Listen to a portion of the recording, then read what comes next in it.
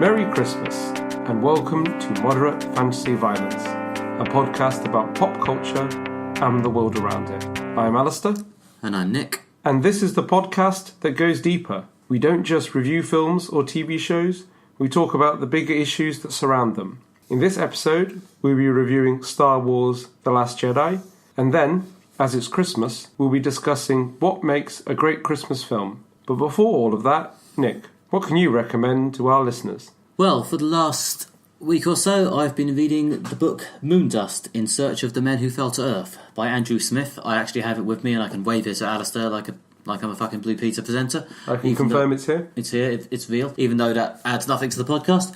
But yeah, this is a book by Andrew Smith from, I think, a few years ago now, in which he goes and meets at the time there were 9, I haven't actually looked up whether it's changed, the 9 surviving men who went to the moon, and as well as various people who worked at NASA and their spouses and their subsequent spouses and so on. And just has a chat more about what going to the moon meant and what it meant at the time, what it means now, how they all feel about it in retrospect, especially considering that, all told, it doesn't look like we're going back to the moon or any further than the moon in the near future. So it's a very nice book, actually. It's got a real sort of romantic edge to it. It's really got a nice way of evoking it. There's a few bits where it goes a bit deeper into the science or the ways in which the various Apollo rockets work and what differentiates them from the Gemini rockets and so on. I'm well aware that rockets may not be the correct technical term either. But yeah, a lot of it is just about the feeling of it and the concept of it. So it's not really a science book, I guess, or if it is science, it's very much popular science. But I think it's more about, I think I've pretty much covered it really, what it means rather than what it is. So you don't need to know much about NASA or how they went to the moon to enjoy this book.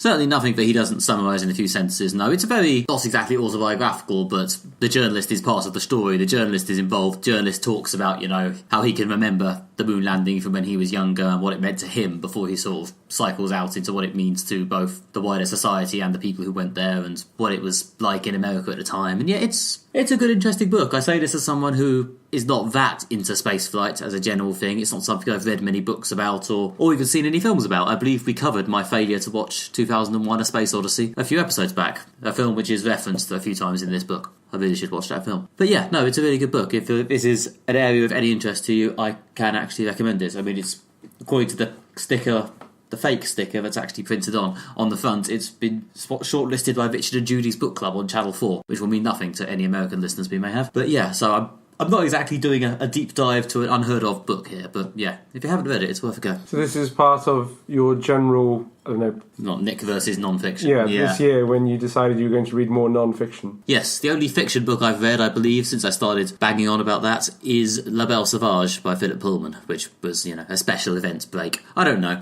Now that I've got a bit into the rhythm of it, I might soften my stance to, alternating fiction, non-fiction or something. I haven't decided. We'll see how I feel when the new year comes around. But for now, yes, this is another non-fiction book as part of my ongoing non-fiction thing. Sounds good. It's going well so far. Anyway, so yep, that's what I've been doing. Alistair, how about you? Well, I went to the cinema to see a film called The Disaster Artist, which is, I guess a sort of semi-big film of the moment, or at least quite successful. For those who aren't aware, The Disaster Artist is a film about the making of another film, a film called The Room, which has been sort of dubbed the worst film ever made, in sort of inverted commas. And it's kind of about the bizarre cast of characters and process that allowed this terrible film to be made.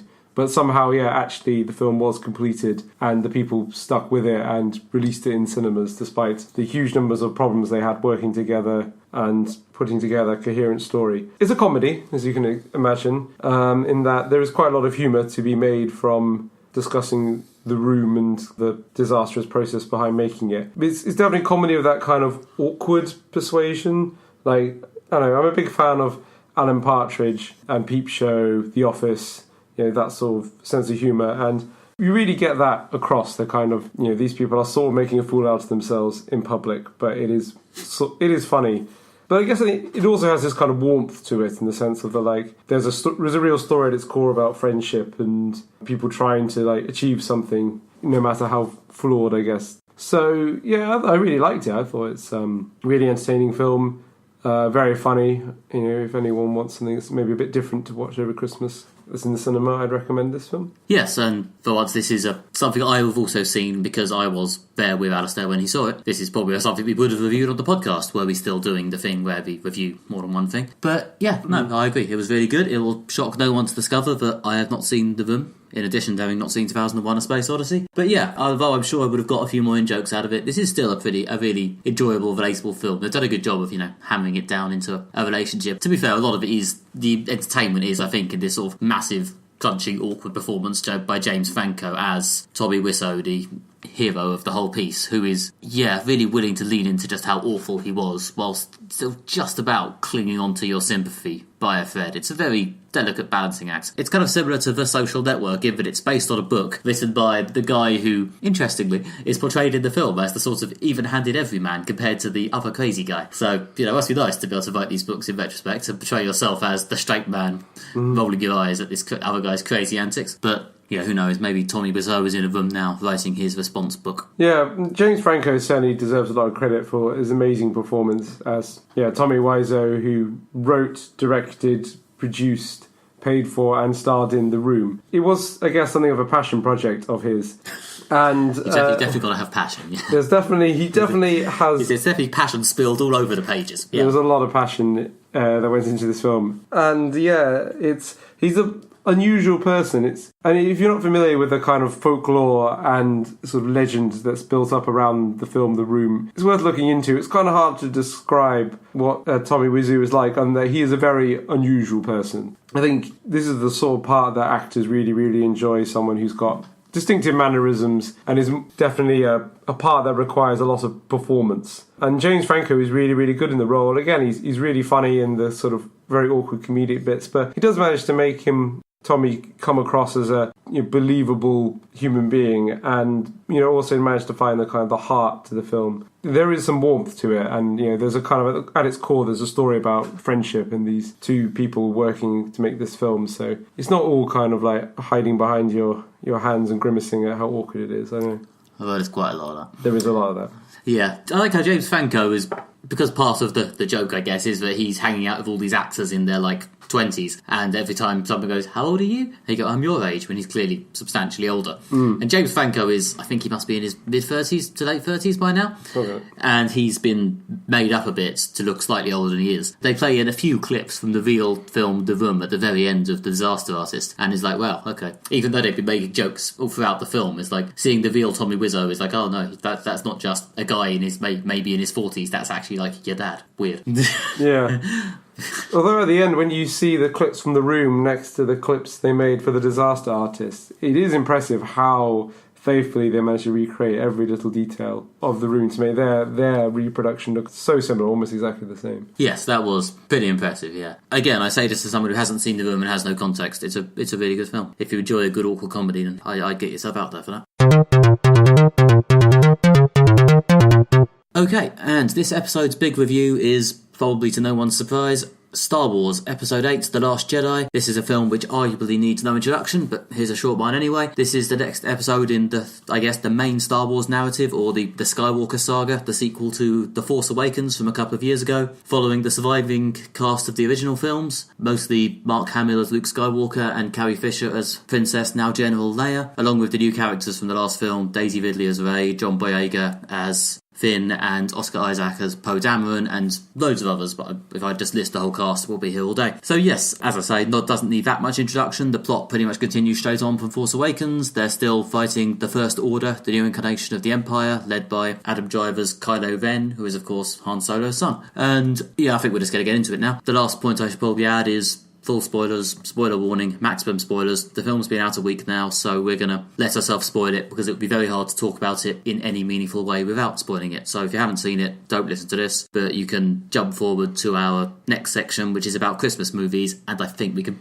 probably get through that without spoiling The Last Jedi. It'll be a challenge, but we'll try. And on that note, Alistair, The Last Jedi, good? Yeah, I liked it. My kind of review in one sentence is, it's good, but not without flaws. It kind of, I don't know, had the the formula that's sort of necessary to make a good Star Wars film, in that there is, quite a lot of spectacular action, both space battles, ground-based battles and lightsaber fights. It had some humour. I could definitely see the influence of the Marvel, take on, action plus a few jokes that kind of characterises the modern blockbuster. I could definitely feel that influence in this, and there were, jokes scattered throughout the action. Yeah, and the main thing was it was built around a few really spectacular action set pieces. It opens with a hugely impressive space battle that was really, really entertaining, and it ends with a really interesting siege scene on a planet that's covered in salt. So yes, you go to the cinema for a Star Wars film and you expect spectacle and action, and it delivered spectacle and action. So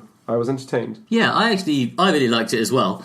Although I too could probably pick out some niggles, I may have liked it more than Alistair, I don't know, we'll see how it goes. But yeah, I thought a lot of the interesting thing about it was that, this may be why there has been, based on the bit of reading I've had time to do before we record, is that there has actually been a bit of a backlash to this on to internet. There seems to have been more visible anger about it than there was with Force Awakens, which The Force Awakens very much went in going, here's Star Wars just how you like it, and then everyone who likes Star Wars liked it. Did indeed like it. Yeah. Mission accomplished. Go team. Whereas The Last Jedi does seem to have decided it's going to maybe screw with the formula a bit or take a few chances, and has, as a result, annoyed some people, which I suspect was probably necessary. You can't just keep repeating here's your classic Star Wars, eat it up, forever. That's going to hit diminishing returns. So yeah, I think what was interesting about this is, although yes, a lot of the Star Wars formula is there, a lot of the interesting bit was how un-Star Wars it felt at times. Like it didn't seem to be trying to do the towering galactic scope in quite the same way. There were nowhere near as many wide shots of massive shit happening. Yeah. And there was a lot more sort of character drama, I guess. It felt like it was really just about 5 or 6 people, whereas other Star Wars films do seem to like to pull back and go, except maybe Rogue One, but Rogue One is a bit of an outsider, do seem to like to pull back and go, this is about the whole fucking universe.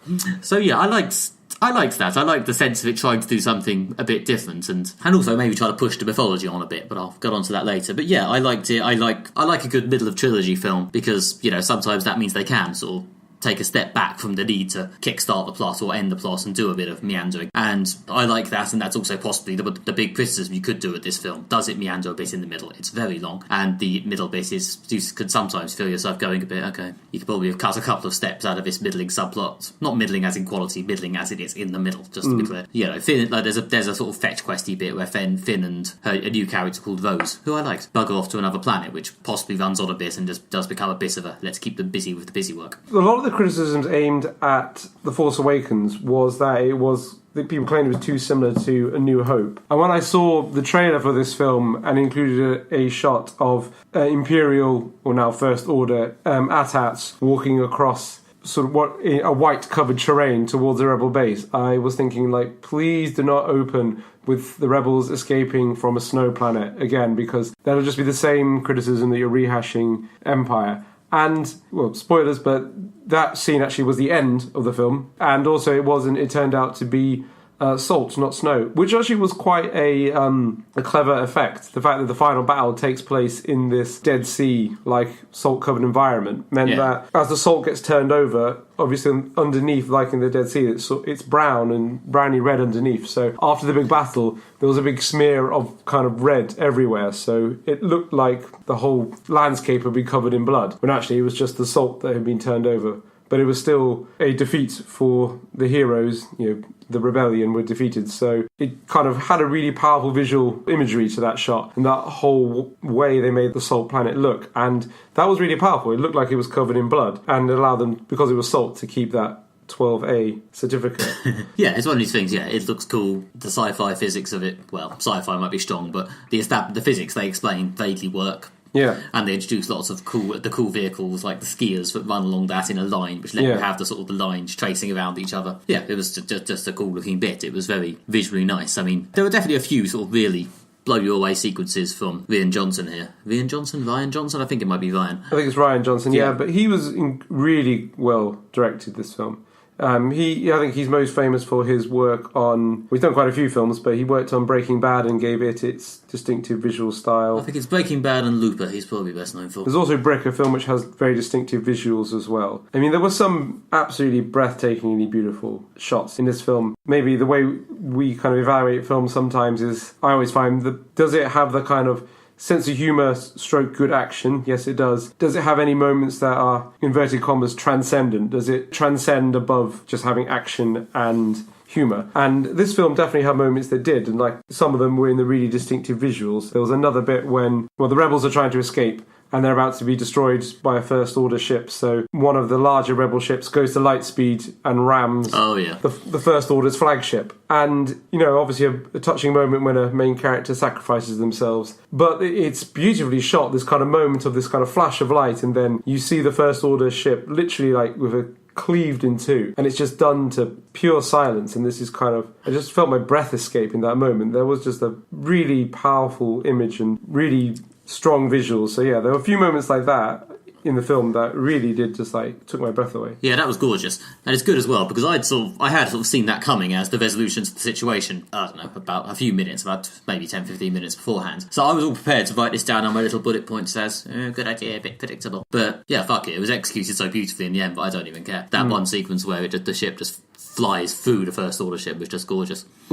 Yeah, and another epic performance this year by Laura Dern with cool hair, as if she wasn't good enough in Twin Peaks. There were a few other bits that definitely, I know, kind of really tugged at the heartstrings like that. A moment when it looked like, again, in the big sort of Saltscape battle at the end, when it looked like Finn was going to sacrifice himself to save the rebels or to save their base, and it's averted at the last minute. We did warn you there would be spoilers. Yeah, that moment when I really thought, like, I initially thought, like, God, is Finn going to sacrifice himself? You know, and they had me believing that it might happen. It was the end of the film. No one major had died. Laura Dern is probably just below the A-list of characters. They could have taken Finn out. It wouldn't be out of the question. They've got quite a big cast. Yeah. I mean, in the end, of course, inevitably the fatality, and again, spoilers, massive film ruining spoilers, the fatality was Mark Hamill, because ultimately the passage of this trilogy is inevitably the sort of slow erosion of the Last Generation to be replaced with the new one, as it often is in these films. And yeah, obviously they've had that slightly accelerated against their will by the unfortunate death of Carrie Fisher, who I imagine they would have been saving for the last one to either die or have some sort of heroic retirement. But yeah, there were a lot of very cool moments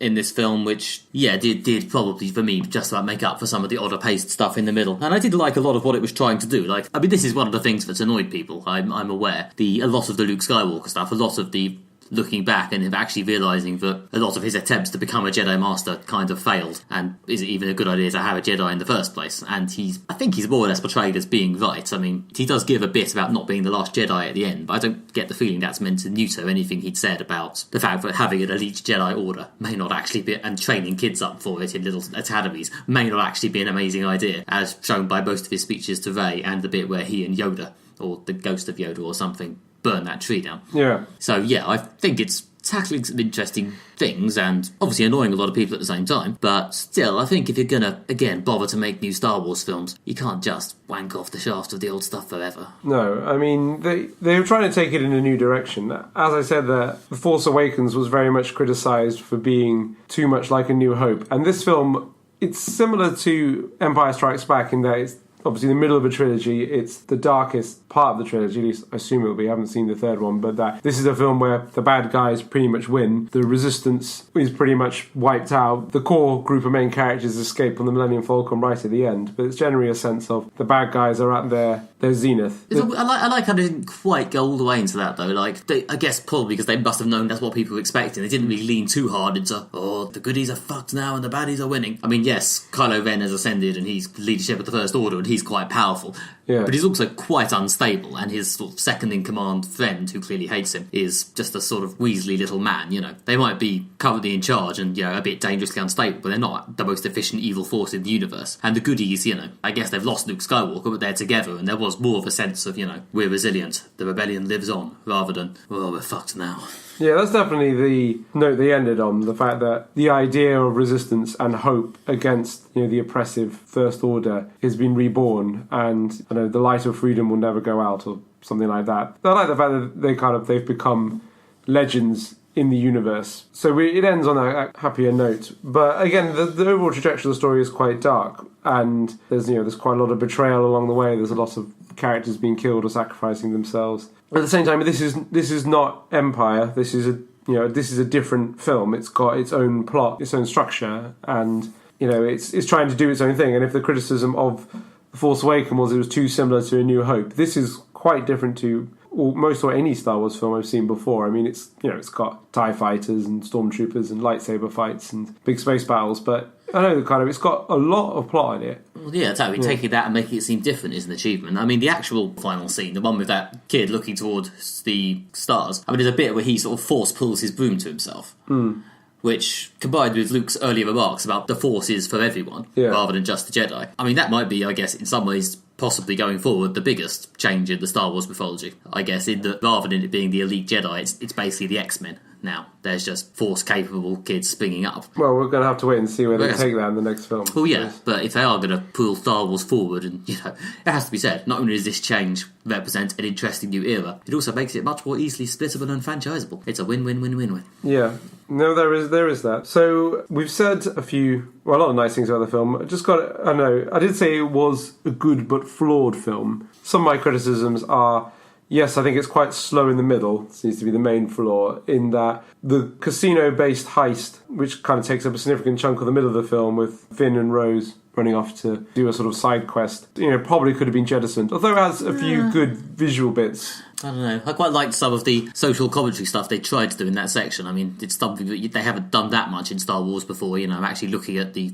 people outside, the sort of elite fighty people, which I think possibly goes along with a lot of the core, the Forces for everyone messages. I mean, yes, it could have probably been tighter, but I think it would have been a shame to lose it. And then also at the same time, that was when the kind of the plot with Rey and Luke on the sort of Jedi Island did also move quite slowly. I know, I felt that around the middle of the film, it could have been tightened up to improve the pacing. Yeah, I mean, it's annoying because I did actually quite like most of it, especially most of the Luke Rey stuff. I honestly would have felt it would have been a shame to lose most of that. But yeah, I don't know. The only way in which it seemed to sometimes slack a bit for me was that I felt like they were meant to be going for a slightly more sort of urgent, tight sense of crisis with this rebel ship sort of trying to flee from the the First Order, and running out of fuel. And I felt like the fact that they kept having to cut away to Rey and to Finn for quite long scenes about what they were up to did perhaps give that not quite as much urgency as it could perhaps have had. I don't know. But on the other hand, as I say, part of me thinks it would be a shame to lose some of that stuff. As I say, at worst you could maybe slash down the Finn storyline a little bit. I would have liked to keep some of the world building stuff. Yeah, that's true. And also Benicio del Toro was an interesting addition. He turned up playing a character of divided loyalties, very much the Lando Calrissian of The Last Jedi, in that he's betrays the main characters. I assume that he'll be back in the third film, maybe to redeem himself, or maybe to face some kind of comeuppance. But yeah, he's not evil. He's not a supporter of the First Order. He's just a man who's out for hire, and was bought first by Finn and Rose, and then later by the First Order. So it was an interesting character having, again, in the middle of the movie when they introduced some more morally ambiguous characters rather than the usual black and white that is Star Wars. Yeah, again, that's one of the things that was interesting here. The other controversial-ish point about this film, which I think is the only one we haven't really touched on, is the fact that it did kind of hand-wave away a few of the mysteries raised in The Force Awakens, like Rey's parents turned out to be nobodies, the new big evil baddie Snoke turns out to have no particular secret ties to anything. He wasn't mysterious in the last film because he's actually important. He's mysterious because he's just a guy. Yeah. An evil guy with quite a fun sort of angry physicality, yet he's wearing this really tacky gold robe.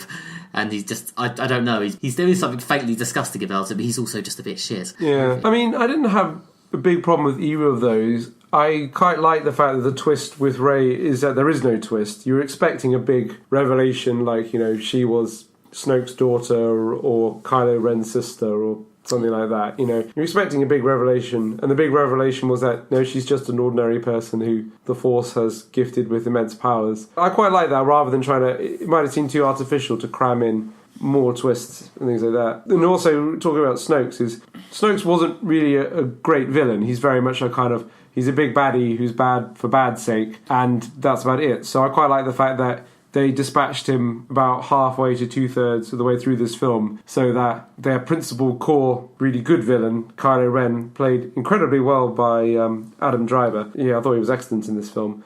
Yeah, now they've moved their best villain character right into the heart of the kind of villain plot, after he has a sort of subplot where he's kind of conflicted between being good and being evil. They wrap that up by, no, he's definitely evil, and now he's also the big boss baddie. and while sweeping away the slightly rubbish previous villain. So I thought that was all right, actually. That's pretty much got either way. It was always going. I mean, Snoke, I think it's Snoke, was probably too underdeveloped to stay forever. Yeah. And Kylo Ren, I liked the way that they kept the plot line of will he turn somehow slightly interesting, while still it never seemed like he was really going to turn. He's clearly a deeply unhappy individual. Yeah, I liked it all, and I think Rey's parents being no one special does again come back to the Force is for everyone, which seems to be the theme, the big moving forward thing they're doing with the franchise. They were, I guess, playing around with what you expect from a Star Wars film. In this one, you expect there to be a twist involving Rey. There isn't.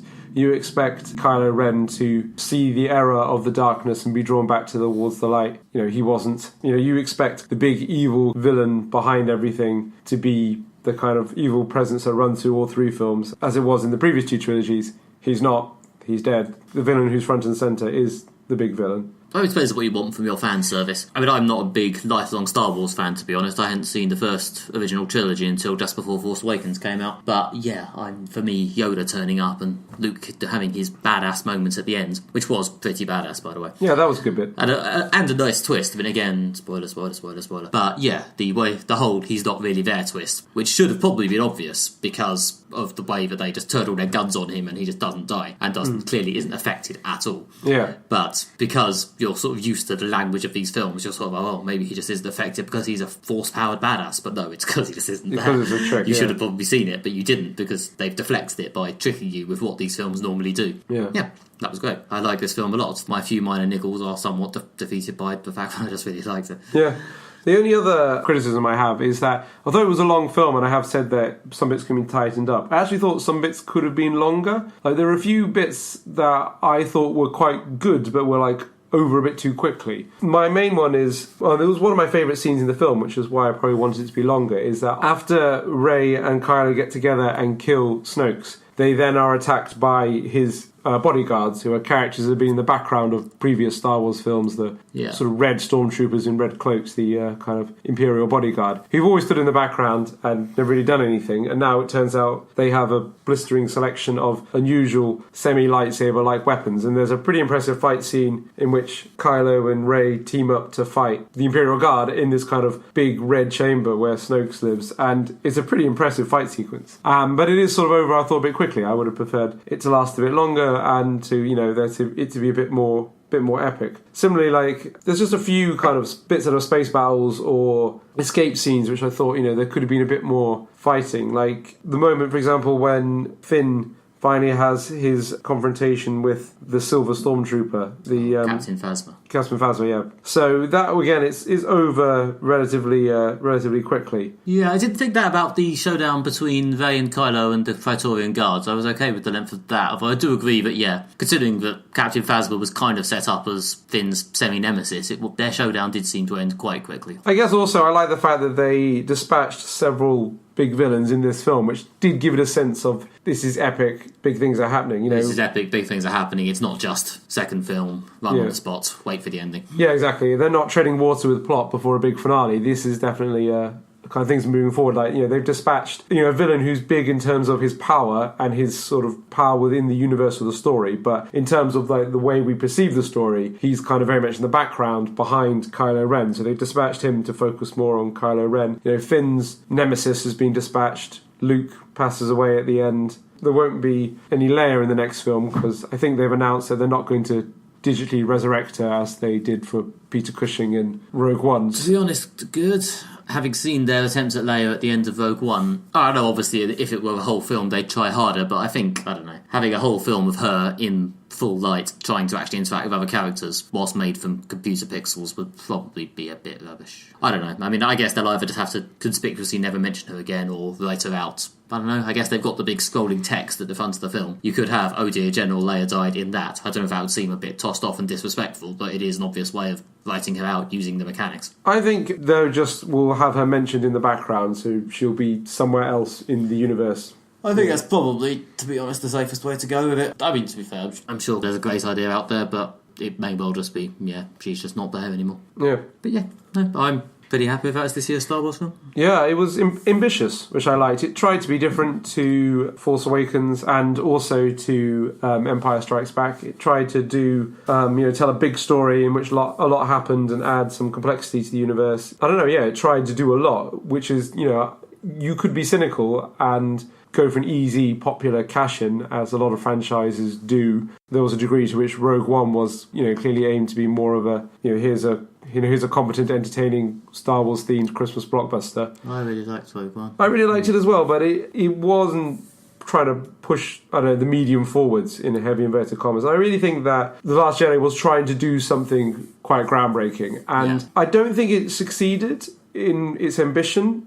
But I liked the fact it was ambitious, and I liked the fact it tried to do some interesting things. And I did enjoy it, and at the end of the day, it is a Star Wars film. It's got epic space battles, epic land battles, and epic lightsaber fights. So I left the cinema happy. Yep, yeah. I thought it largely succeeded, except for a few niggles I don't really care about. So there we go. See you all next year for... Actually, no, in 2 years... Oh, I've lost track of the timetable. I think there's Han Solo in 6 months or something for some reason. I think, and then Episode 9 in 2 years. Whatever. See you then.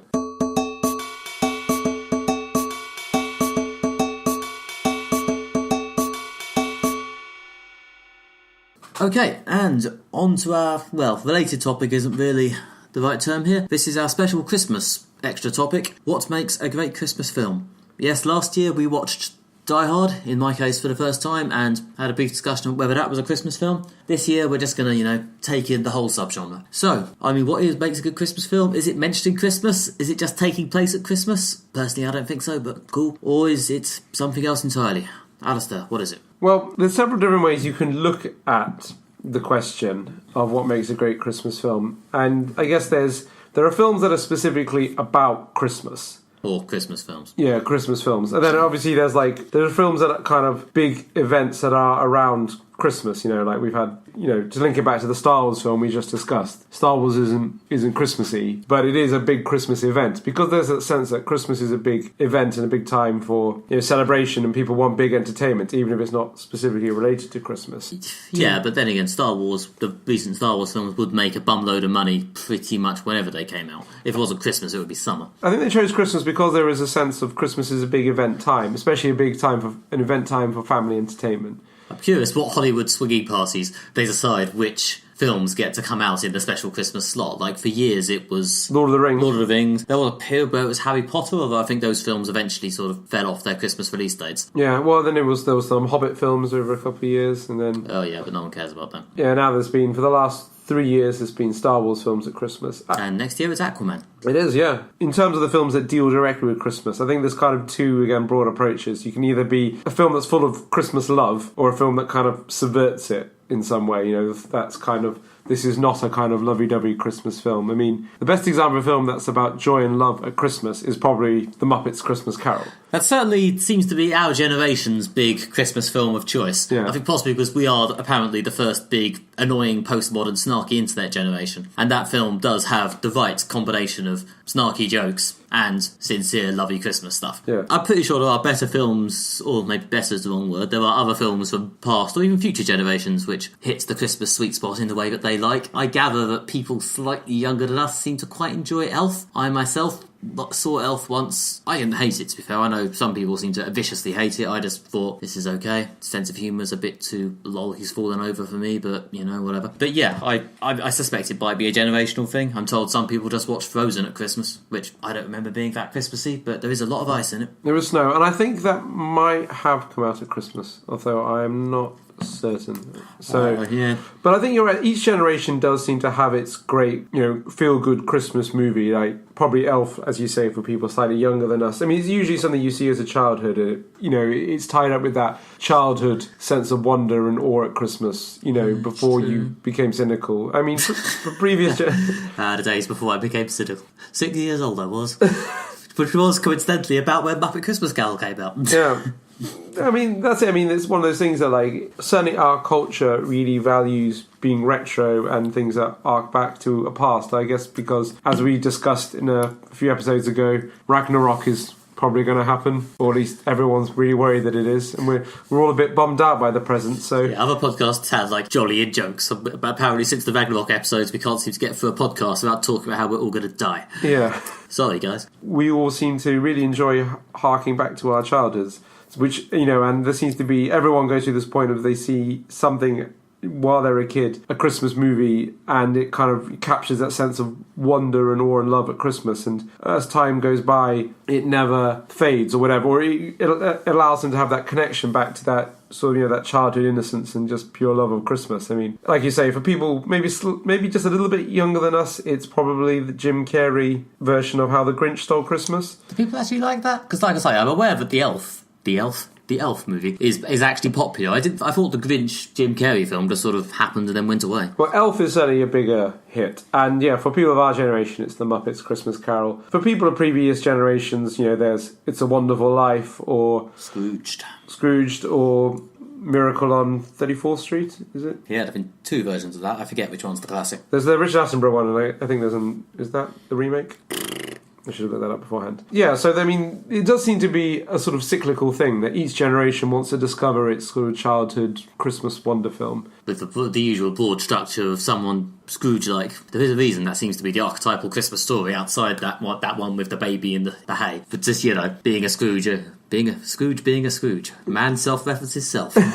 Snake eats own tail. World ends again. But yeah, the whole grumpy man discovers spirit of Christmas, which usually seems to basically be this sort of spirit of the season, jolly familial love thing. The need to tolerate your family, or sometimes your found family, or in the Scrooge's case, the need to recognise other people that should tolerate their families is apparently the main goal. There's a sense pro-family propaganda. There is a thing about Christmas generally is imbued with this spirit of, you know, it's important to think about other people. I mean, I guess it goes back to the religious origins of Christmas, you know, based in the Christian story of Christmas, from which we get our modern version of Christmas. There's a sense of, like, you know, it's imbued with this sense of it's important. This is a time of year we need to think about family and think about other people. I've just been listening to Neil McGregor's podcast about religion, Living with the Gods, and he talks all about the idea that Christmas is like other religious festivals, but in Western Europe, you know, or the West in inverted commas. Christmas is viewed as the time, you know, where charity is important, as well as thinking about your family and thinking about your friends. There's also a sense that you need to think about the wider world, think about the people who are less fortunate. I mean, this manifests itself in so many different ways. There's always a tweet that goes viral, you know, that says, please think about the people who don't have anyone at Christmas. And, you know, that's important, you know, because while we're all enjoying our families, you know, think about the people who don't have them. And, you know, people give more to charity at Christmas, you know. It gets cold, so people worry about, you know, the homeless or the elderly or people who, overseas who are poorer. But it seems to be deeper than just it gets cold and we worry about the homeless. There's this sense of that, like, Christmas time is imbued with, you must, like, think about other people, think about the less fortunate, think about how we're like this one great mass of humanity. And Charles Dickens captures that so well in The Christmas Carol. I mean, it's probably a self-feeding thing that he captured that and is now feeding back into it. And that's why so many of these great Christmas stories are derivatives of Christmas Carol, because in some ways Christmas Carol cuts closer to the core feelings we have about Christmas than even the biblical story, because it's a real simple story about don't be selfish, think about other people at Christmas. Well, yeah, it's the way in which Christian message of be a good Christian, which is, I guess, where a lot of our festivals maybe originate, seems to have been simplified down for our new Western liberal consensus world as just don't be a dick. Yeah. Be nice to people. Be nice to people in a warm, outgoing fashion at Christmas. Yeah, exactly. And I think a lot of the great Christmas films really capture that. So, yeah, Muppets Christmas Carol obviously is an adaptation of Christmas Carol, but it does, you know, it's a long book and it's managed to very, very aptly pull out the core kind of touch points, the core message. You know, it's like Scrooge is not bad to his bone. He has had bad experiences, but he's mistreating people. But when he sees what he's done, he has a transformation and discovers a love of Christmas and discovers a generous side. And, you know, that format is used quite a lot. I mean, the other way to approach a Christmas film is to invert that and go for a kind of who's awful and miserable at Christmas. So one of my favourite Christmas films is Bad Santa. I do keep meaning to watch that. Starring Billy Bob Thornton, in which Billy Bob Thornton works as a mall Santa, someone who sits in a shopping centre and gives kids Christmas presents. But each year he works in a different mall. The plan is so that he can case the joint and then rob it, you know, with his accomplice who works as an elf. But he's also just a disgusting human being who kind of drinks, smokes, fornicates, more of this while, working and dressed as Santa. And it's kind of very much sending up the kind of, you thought Christmas was about joy and love. Well, actually, it's about this drunken, abusive man shouting and having sex with people in the changing rooms. Yeah, I feel like that's never quite going to enter the annals of great Christmas films in the true unironic fashion. Yeah. It's probably not something I'm going to sit down and watch with my mum. No. Whereas another exciting subgenre of Christmas film is, of course, to dig into Santa and his mythology. As a comic fan, there's nothing I enjoy more than seeing another deep dive into the deep continuity around fucking Santa Claus. The fact that his name is Nick merely helps. Yeah. So, yeah. And for the record, After Christmas, there's a good film. Yeah, that's another one. I suppose that's another one that puts Christmas front and centre. To be fair, so's Elf. But yeah, After Christmas, does a good job of both being a Santa mythology deep dive and in the sort of enjoyable how would he really do it way, which is also fun. And also, of course, more pro-family propaganda, as After Christmas realises that family is important, and so does Santa. And there's some peace and love stuff. It's a great film. I can't remember if it's still on Netflix, but if you can find it, then do watch it. If you're going to do the kind of joy and love at Christmas, I think the two templates seem to be either do some variation on Christmas Carol, however loosely, or do, a story about Santa himself, because Santa being the embodiment of joy and the spirit of giving at Christmas, because he literally gives without expecting anything in return. It's his pure reason for existing. Pretty sure when I was very young, the Christmas movie I watched over and over again was actually Father Christmas the movie with, I think, Dudley Moore, which is, another Santa mythology story about Santa trying to reckon with the modern world. Part of me wants to go and watch it again. Another part of me worries it'll turn out to be lame. There's the franchise called The Santa Claus, starring Tim Allen as Father Christmas, which they keep making them, so someone must like them. But I think I do distinctly remember the first one came out when I was 9 years old, and I think I do remember associating that again with childhood Christmas. I haven't seen any of the sequels, including, I think, is it one they call the Mrs. Claus and the Escape Claus? I mean, they do love that joke on I was going to say, none of these, I've got to admire a dedication to the Claus pub, but that's about all I'm admiring so far. I say this having not seen any of these films. There is, of course, also the first two Home Alone movies, classic Christmas films in their own right. Yeah. Which do ultimately, again, come down to actually your family aren't that bad, but at least there's violence. Yeah, that's, again, the spirit of love and togetherness at Christmas. And, of course, there is the just takes place at Christmas genre, which do often include a side message about Christmas, but it's kind of secondary to the importance of, say, killing people in Die Hard, or romance in, say, Love Actually. Yeah, there's kind of films that they're more, set at Christmas, and the idea that they're playing off the idea that Christmas is a feature of our culture. So, I think as we discussed Die Hard last year, most films do seem to take place in a kind of a void of no time. It is, it's supposed to be a random Tuesday. If you're lucky, they force about it to the extent of what time of year it is and whether it's hot or cold. Yeah, exactly. And considering a lot of films are made and take place in Los Angeles, where it is always warm and bright, that's why they located the film industry there. A lot of films do take place in pretty much in no time. Whereas it does make Die Hard by setting it at Christmas. They could have come up with any reason why a load of people are in a tower when a terrorist take over. But the fact they're all gathered together for a Christmas party kind of, I don't know, it adds a sort of veneer of realism. Well, yeah, it makes it relatable, I guess. I can imagine a terrorist interrupting my office Christmas party. They steadfastly refuse to do it, the pricks, but You're not sitting on a vault full of millions and millions of dollars at your Christmas party. No, I'm sitting in a restaurant in Brixton, but that's neither here nor there. Yeah. Die Hard is a good Christmas film, as the sequel, Die Harder, is also set at Christmas, I believe, but a different Christmas. I think it's supposed to take place a year later. Yeah. Love Actually is a weird one, because I think it has entered the annals of Christmas films for a lot of people. It does feature a fair amount of Christmas-related material. Yeah.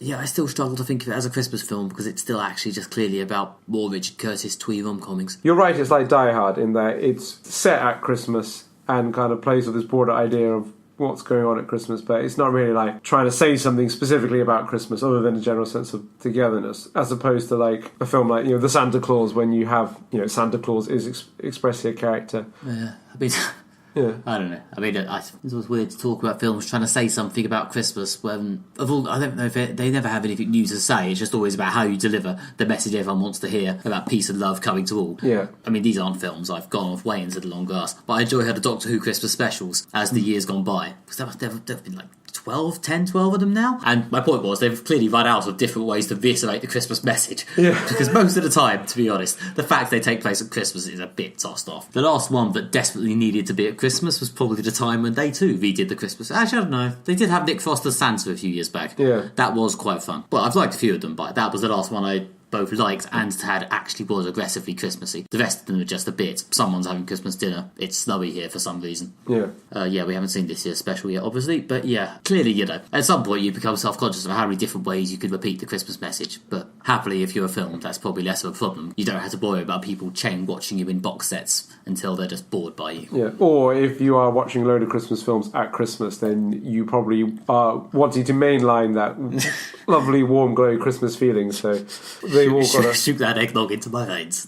Yeah, that's kind of what you're going for. I can't think of a famous film that really kind of takes a pop at the commercialism of Christmas. I'm confident that must exist. It must have been somewhere, but I'm... Yes, but it doesn't become well known because no one actually wants to sit down and think about commercialism that heavily. Partly wonders if Father Christmas, the movie with Dudley Moore, might have taken a pop. But actually, that's quite a standard sort of message in a sort of ultimately it's okay way. Like, you start off going, is Christmas just about commercialism? And then you get to the end and you're like, no, it's also about family and love. Yeah. Like, that's the sort of thing that your Scrooge character, or your Scrooge analog, or whoever, would say at the beginning of the film before realising the importance of family and love by the end. Yeah. Basically. So it's not as if that isn't mentioned. It's just that because these films generally don't want to just end in, yes, it is, capitalism is bad, they tend to then water it away. Yeah, or they want to bring it back to the love. I mean, for example, I think a film that does that, well, I was about to say does that well, but it's not a very good film, so it doesn't do it well. But I see what it's trying to do is a great film. No, it's not a great film. From that period of Arnold Schwarzenegger's career when he decided he really, really wanted to be funny. We all remember that fondly. Yeah, so there was a film which may have been forgotten by some of our younger viewers, hopefully, called Jingle All the Way, in which basically Arnold Schwarzenegger is a slightly neglectful, absent dad. His kid really wants a must-have action figure for Christmas, and he tries to get it. And obviously at the end, spoilers for Jingle All the Way, it came out in 1996. At the end of it, the message is the toy is not what's important. What the kid really wanted is to spend some time with his dad at Christmas. And obviously, Jingle All the Way doesn't really try to have a go at the commercialism of Christmas. In many ways, it very much celebrates it. But at least it does pull it back at the end to what's important about Christmas is family, love, and togetherness. Well, they all do. So, I mean, to be honest, I've seen Jingle All the Way, which would probably be offensive to some listeners when you remember all the films I've admitted to not having seen. But, yeah, that's pretty offensive. Yep, the podcast's over. Bye. I mean, that's the thing. That's the other point, I guess. We're here with what makes a great Christmas film. I'm pretty sure what makes a great Christmas film for me isn't necessarily what makes a good actual film. I mean, every so often, Muppets Christmas Carol and Die Hard are both festive and good. I would probably happily watch Jingle All the Way at Christmas, even though I know it's fucking shit. Yeah. For me, it boils down to basically there's kind of two criteria. There seems to be this thing which is every generation has their kind of Christmas film that gets into them when they're a kid, and it reminds them of the wonder of...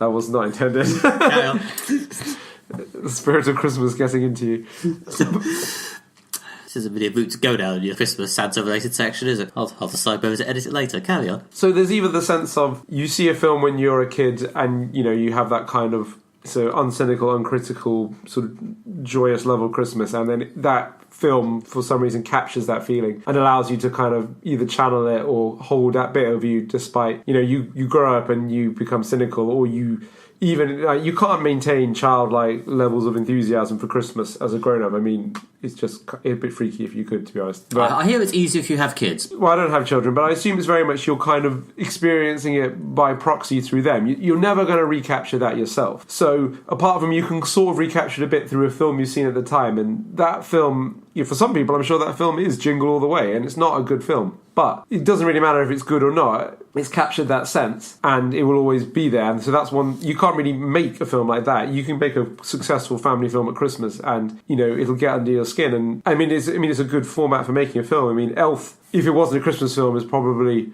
a slightly forgetful slapstick comedy. But it's because it's a Christmas film, it's got longevity because it's got under the skin of some people in that way. I mean, I don't think I can really be objective about the Muppets Christmas Carol. I just love it too much because it reminds me of when I was young and really, really loved Christmas. Well, yeah, it's true. It's not really Christmas until I've burst into tears whilst watching the scene with Scrooge at his own graveside in Muppets Christmas Carol. Yeah, it's just the right level of macabre and scary to be emotionally powerful for kids. Festive. To be emotionally powerful for kids, but not basically so emotionally powerful that it's like running them over with a tank. If you're not a film that's hooked people from their childhood, the other way seems to be got to make a film that's set at Christmas, sort of about Christmas with a general message of joy and love and peace. It is interesting, there does seem to be a gap somewhere, I think, for a kind of cynical take a pop at the commercials or Christmas. Every so often something comes along. I mean, as you say, Bad Santa, although I've never seen it again. It does have, I think, a certain cult following, and I'm sure there are other slightly darker-edged Christmas films out there that have a similar cult following. I mean, it's been a while since I've seen Bad Santa. I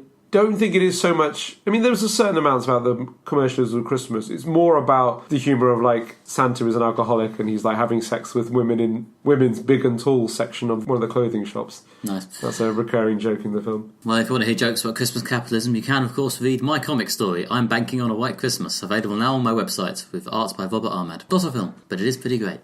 If we're plugging our own stuff, does that mean we've run out of things to say? I suspect it might. Bye, listeners. Merry Christmas. That's all we have time for. If you've enjoyed this Christmas episode of Moderate Fantasy Violence, then you can give us a gift. What we really want for Christmas is a review on iTunes, or wherever you get your podcast, as it's our New Year's resolution to get more people listening to the show. If you're feeling particularly festive, then you can also visit our website, moderatefantasyviolence.com, where there will be several summaries of films, TV and comics from 2007 written by Nick and myself, going up around the sort of Christmas New Year period. You can also listen to back issues of the podcast and read other bonus pieces on the website too. And if you're looking for another podcast in your life, we highly recommend And Then What? It's a podcast about storytelling by two very funny women who we're friends with. Go and find it now wherever you get your podcasts. We're on Facebook as Moderate Fantasy Violence. We're on Twitter as @MFV Podcast, or we do now have the name Moderate Fantasy Violence. Our logo is there, it's still purple. And if you want to tweet us and telling us what your favourite Christmas film is, then we'll probably retweet you. And yep, I think that's it. I've been Nick Bryan. You can find me on the internet at nickbryan.com, where there are comics, including the Christmas one I mentioned earlier and another Christmas one made of stock photos. You can also find me on Twitter, where I tweet about the Christmas parties I've been to and also said comics at nickmb. I've been Alistair Ball. You can follow me on Twitter, where I'm at AlistairJRBall, and you can find more of my writing at redtrainblog.com. Join us next time, where we're having a special Best and Worst of 2017 issue for you. Thanks for listening. Goodbye and Merry Christmas. Bye.